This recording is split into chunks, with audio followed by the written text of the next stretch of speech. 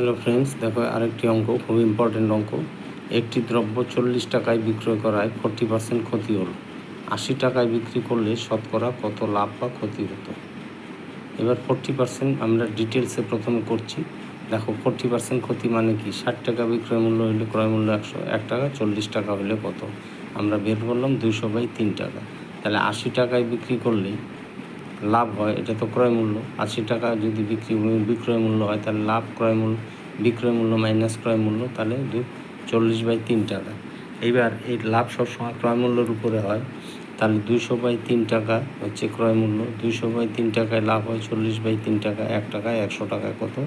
তাহলে এখান থেকে 20% ডাইরেক্ট চলে এলো। সংক্ষিপ্তভাবে দেখো, 40% ক্ষতি, তাহলে মানে 60% লাভ, 60 টাকা লাভ।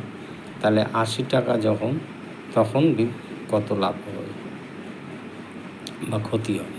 তাহলে এখান থেকে টাকা যেহেতু বজ্র গুণন করলে সমান হবে, তাহলে এখান থেকে এক্সের মান দেখো, 80 × 60/40, 120।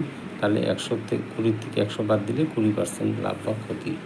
সুতরাং লাভ 20%, 120 যেহেতু বেশি, তাহলে 20% লাভ হবে তার।